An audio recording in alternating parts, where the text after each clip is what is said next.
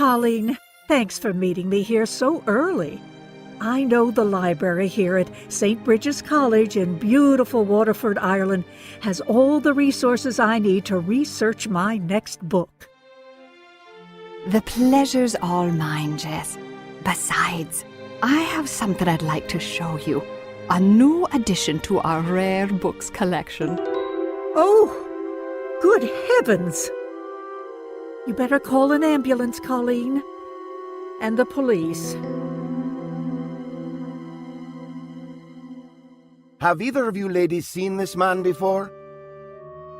No, he's a stranger to me. I'm only visiting Ireland. I'm sure we've never met. Good morning, Inspector, ladies. And you are? Daniel Patrick Brennan, attorney for St. Bridget's Health and Safety Department. I'm here to oversee the investigation of this unfortunate incident and to represent the college's interests. Michael Haggerty! What on earth are you doing here? Can't talk now, Jessica. On assignment from MI6. I'll fill you in later, but for now, don't let my real identity slip. Mum's the word.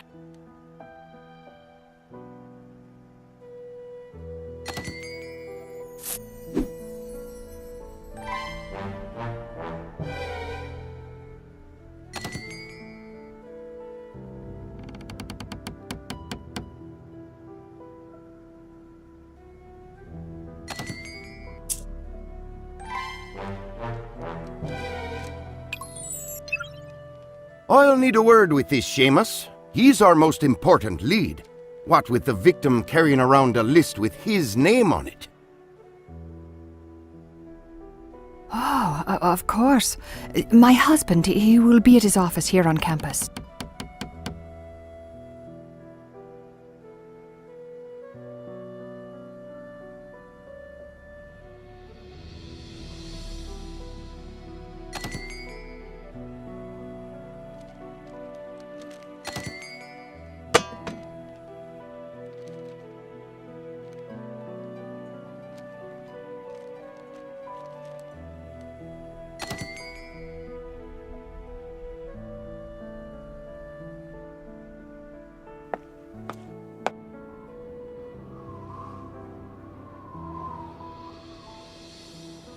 Where could Seamus be? He's not in his office. I just talked to one of the professors in the hallway. They said that Seamus should be here in a few minutes. We'll wait for him then. What are these clippings on the wall about?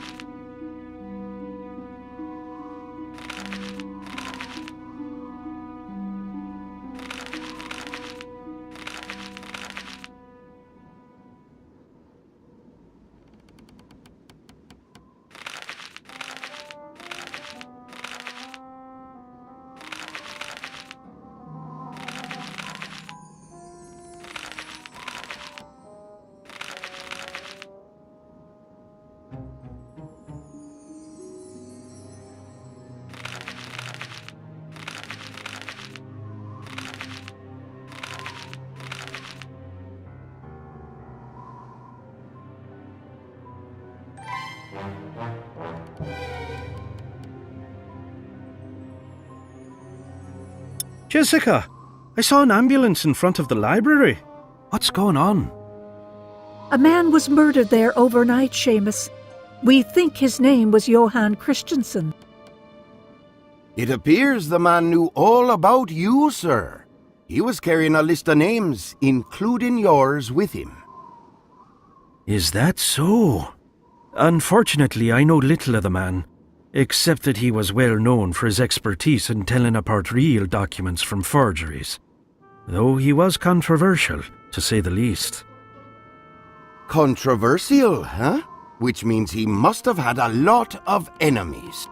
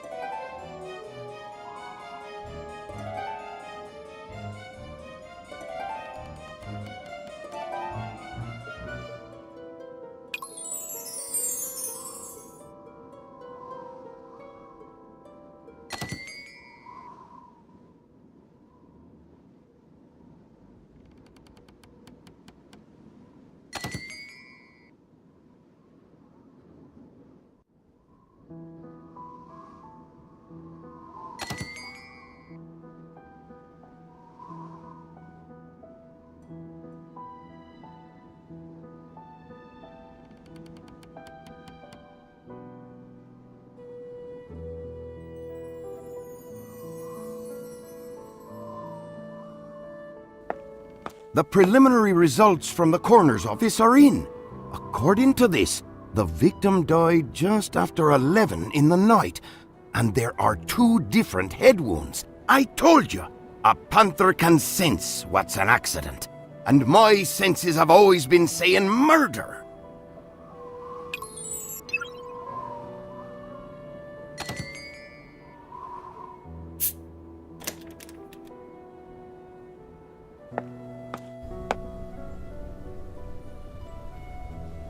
How delightful. New visitors to the Ulysses Club, a home away from home for any James Joyce scholars. Sorry, Connor, no time for your James Joyce fiddle-faddle. We're here on official business. Ah, is something the matter? I take it you've heard about the death of Mr. Johan Christensen at the library this morning? Well, I understand that before his death, he had contacted you about examining the exciting newly discovered James Joyce manuscript in the college library. That's true. I found that manuscript among my late father's papers. Like me, he was an expert on Joyce's work. Word about it spread quickly, and Christensen was quite keen to have a look at it. Previous to his contacting you, had you ever met Mr. Christensen before? Never in person, nor have I ever been to his native Switzerland.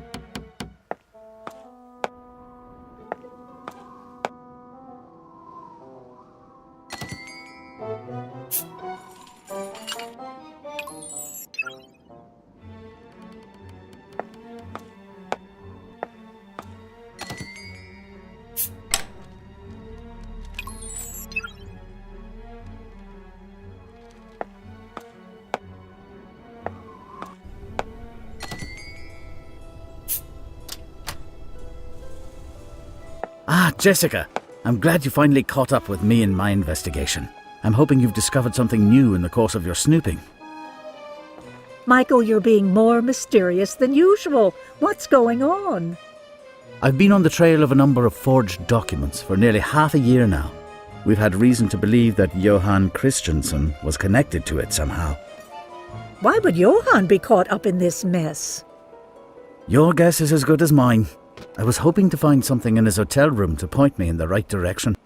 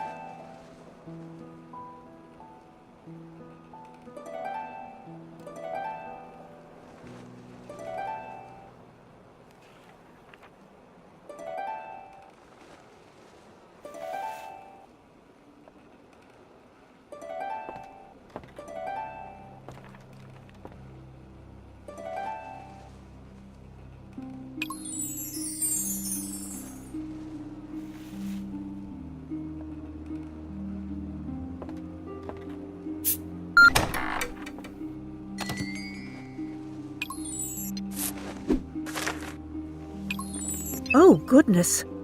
I can see why Christensen locked up his closet. That is an original Joyce document.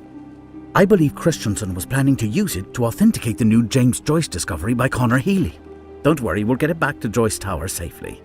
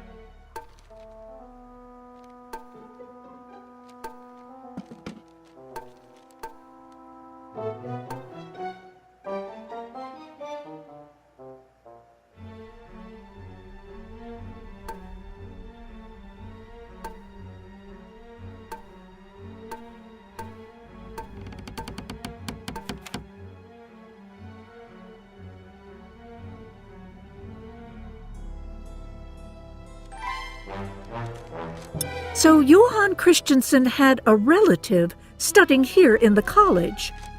The first order of business is to ask Seamus if he knows about this young man.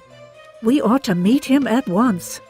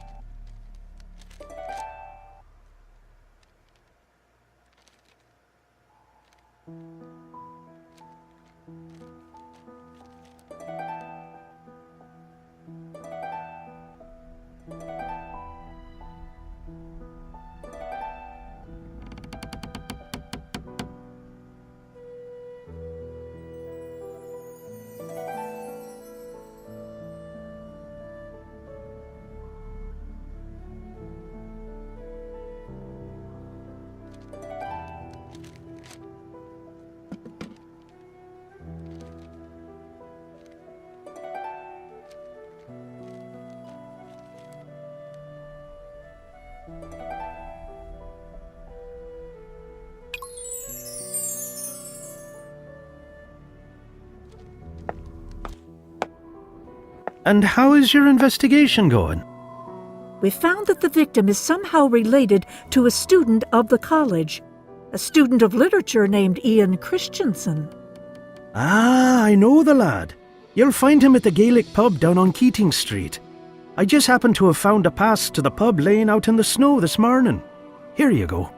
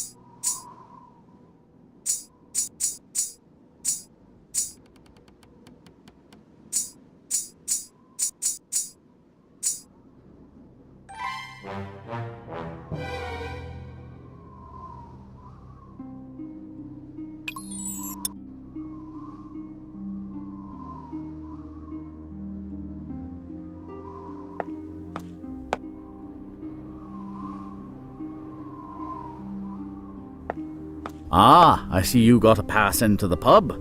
I think I'll join you.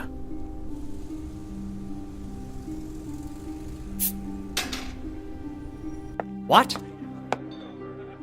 Are you Ian Christensen? Yes? So sorry to bother you, but are you related to Johann Christensen? Unfortunately, yes. Johann Christensen was my father. Our relationship was strained at best. I wasn't too broken-hearted to hear of his death, I'll admit. But I didn't kill him, if that's what you're implying. Oh, we didn't mean to imply anything, I'm sure. Could you tell us where you were last night?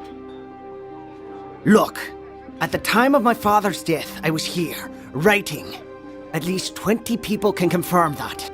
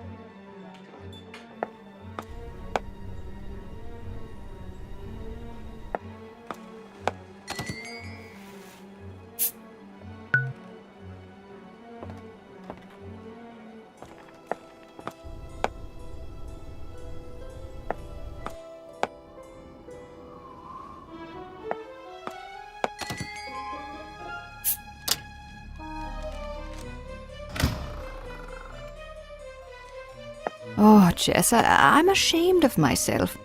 I just shut myself in here to keep from facing reality.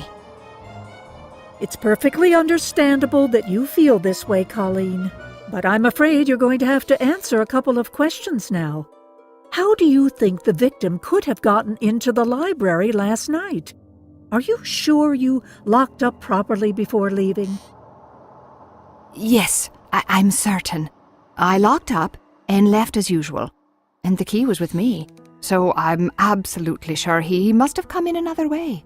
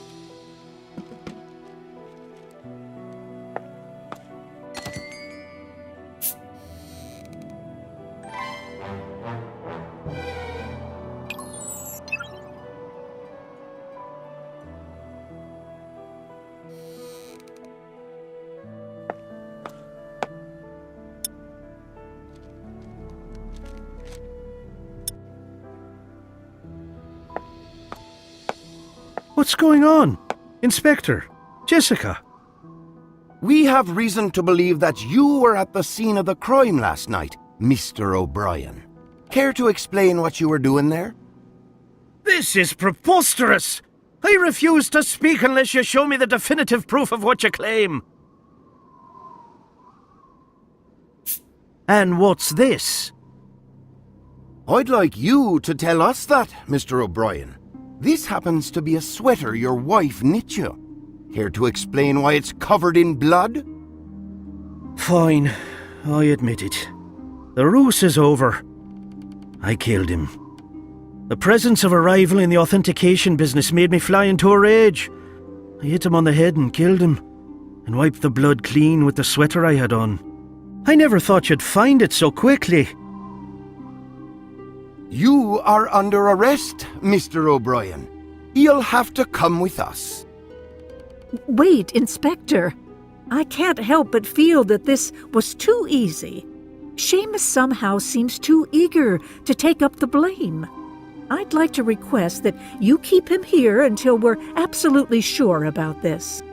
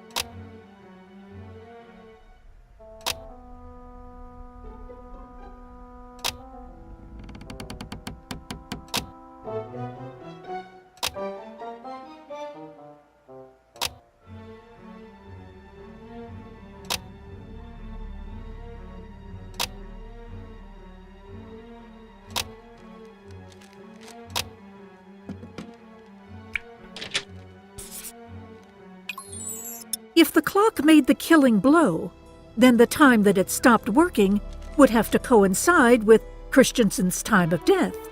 Something just doesn't add up here.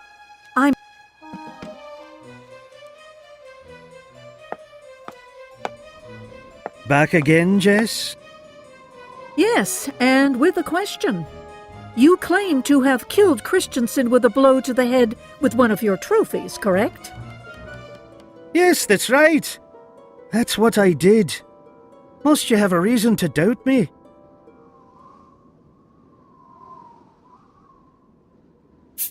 What's this? A report? Yes, the autopsy report for Mr. Christensen's death. According to this, he suffered 2 blunt impacts to his head, and the first one was what killed him. His time of death has been calculated to have been around 12:10 a.m.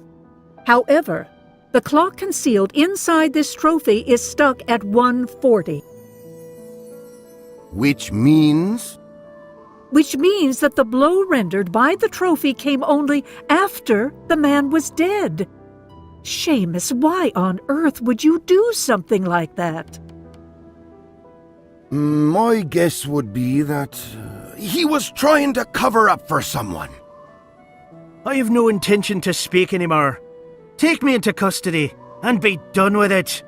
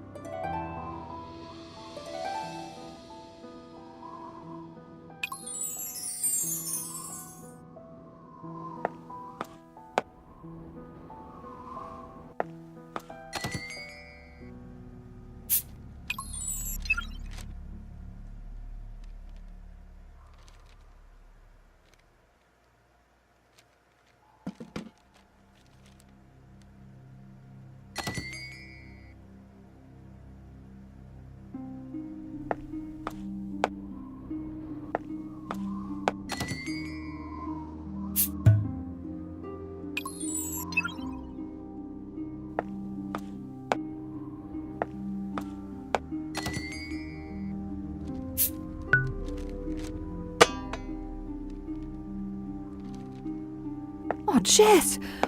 About Seamus. Why, you can't be serious, can you? Isn't there any way to prove his innocence? Incidentally, there is. Seamus was trying to cover up for someone's deed when he was here last night, and I'm rather sure that someone is you, Colleen. Whatever do you mean? I didn't do anything that would need covering up, and you can't prove it. Is that... But how? It was broken! Colleen, we found a bead from your bracelet in the library near where we found Mr. Christensen's body. No, but... All right, I confess. Last night I did see him here in the library. Mr. Christensen turned up out of nowhere, demanding an early look at the manuscript. And when I refused, he tried to force me. He grabbed my wrist. And that's how your bracelet was broken. Yes, but I broke free and ran off. That's the last I saw of him, I swear. I don't know what went down afterwards, but the surveillance footage might tell you the rest of the story. Seamus admitted to Inspector Liam during their private interrogation that he erased the footage from last night. But it's still worth a shot going through it to see if there's anything we can find.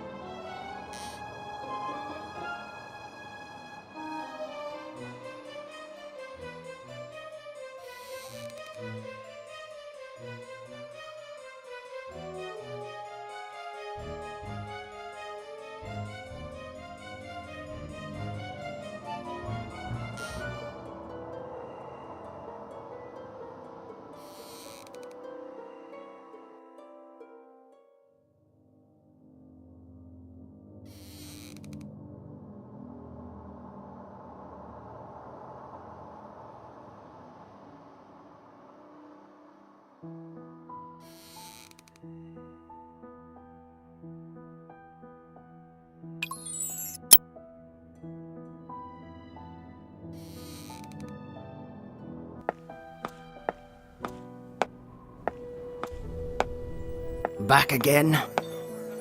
Ian, you weren't being completely honest about where you were last night, were you? Why would I lie? Ask anyone here, they'll tell you. I was here all evening yesterday, and you can't prove otherwise.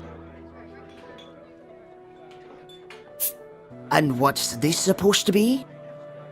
Ian, this is a photo from the college library's surveillance camera. It proves you couldn't have been here all evening writing. At least 20 people who were here can vouch for me. Nice try, lad. But a pub full of half-drunk college students doesn't make for a very good alibi. You could easily have slipped out and then back in without anyone noticing, which is exactly what you did. I guess the camera never lies. Well, I knew my father was in town to see the manuscript.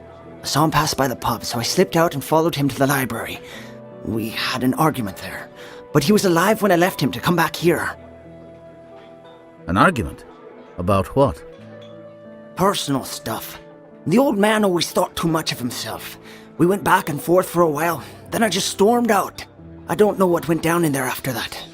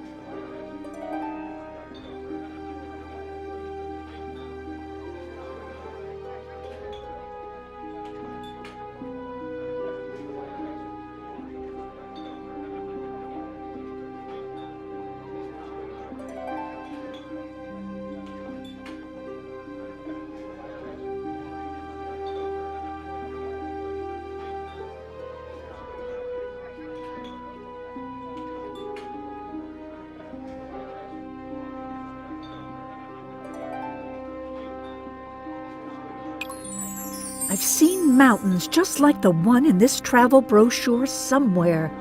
Maybe I should compare the two.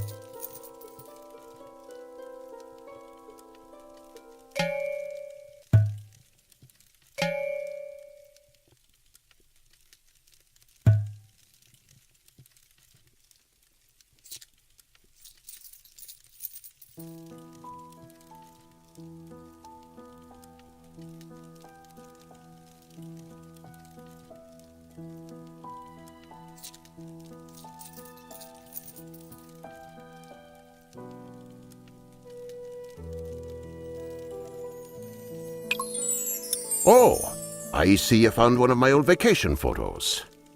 Connor, when you said you've never been to Switzerland, you were lying, weren't you? Why would I have need to lie? Do you think you can prove that I've been there? Ah, that. Mr. Healy, I thought you told us that you'd never been to Switzerland. If that's so, then I wonder how you explain this picture of you there. The mountains in the background are the same as the ones in this travel brochure. It would be easy enough to check your passport and your travel history, unless you'd like to save us the trouble. All right. I did go to Switzerland, and I met with Christensen while I was there. He was the most knowledgeable expert in document authentication I'd ever met, so I asked him to come have a look at the Joyce manuscript. I see. And did you meet with him yesterday after he arrived? To be honest, yes, I did. Just very briefly at his hotel room. He gave me this for safekeeping. I'm not quite sure what it is, but it must be a key of some sort.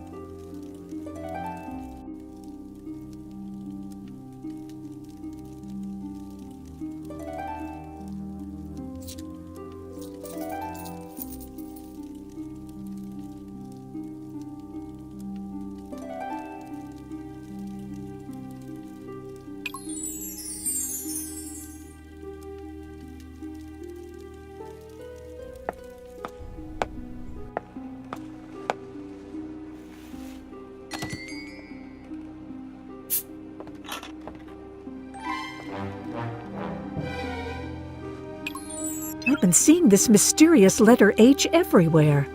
I should find one of those notes and compare them.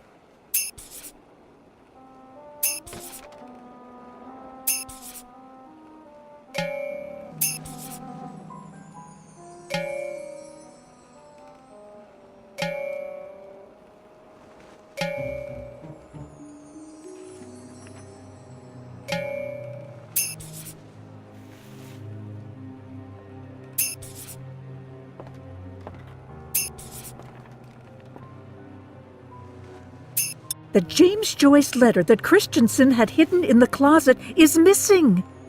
I have a hunch just who took it.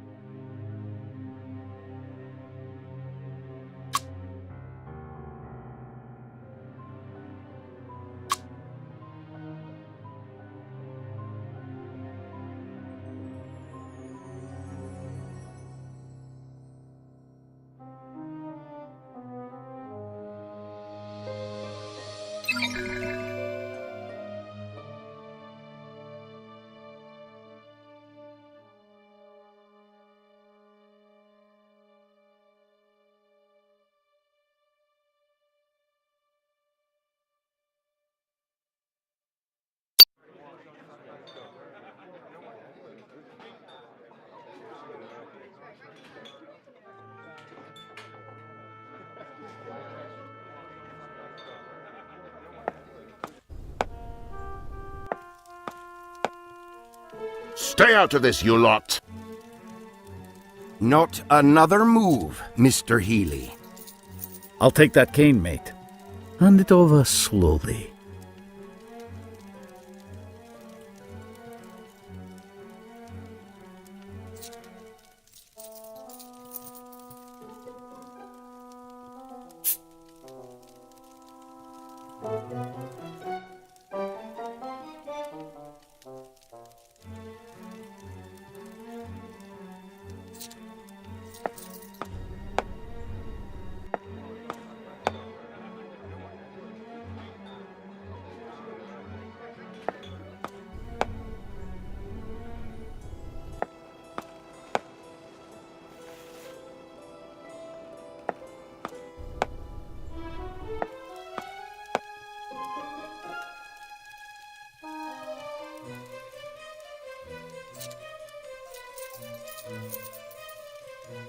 The little punk was blackmailing me. Ian, are you all right? I am now. He was going to kill me. And he killed my father. He may have tried to kill you, but he didn't murder your father. And as far as blackmail goes, you were blackmailing both Mr. Healy and your father. What is the meaning of this?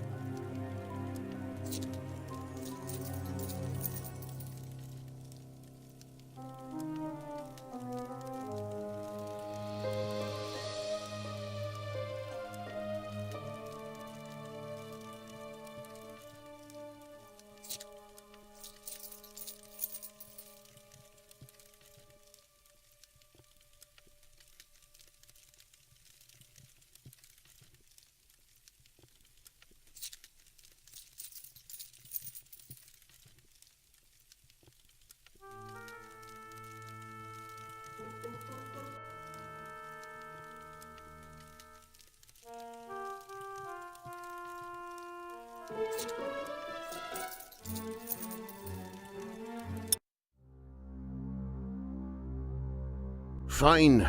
You've got me. We were in it together, Johann, his son Ian, and me. We came up with the hooks to pass off a forgery as an undiscovered work of James Joyce. Apparently, father and son were not as estranged as Ian would have us believe. I commissioned Johann to produce the forgery, which I then discovered. Johann was to authenticate it, the manuscript would be sold, and we'd split the profits neat and tidy. But just as everything was coming together, Ian decided to blackmail both of us. Yes, Johann tried to force Colleen to give him access to the manuscript, not to examine it, but to steal it back, to protect himself from his son's blackmail threats.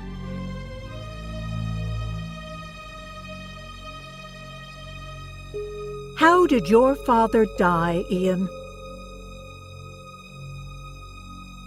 I followed him to the library. We argued. I pushed him. And he fell, hitting his head on the manuscript's display case. It was an accident. You, Mr. Healy, broke into Johann's hotel room to destroy any correspondence linking you as partners.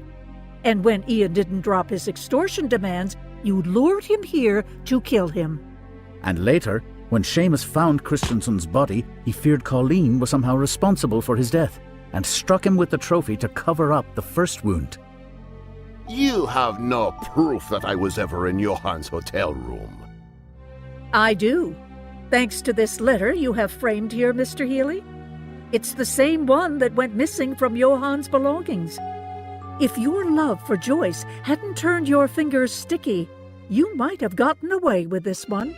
That's all I need to see. Come along, you two. James Joyce summed it up best. The actions of man are the best interpreters of their thoughts.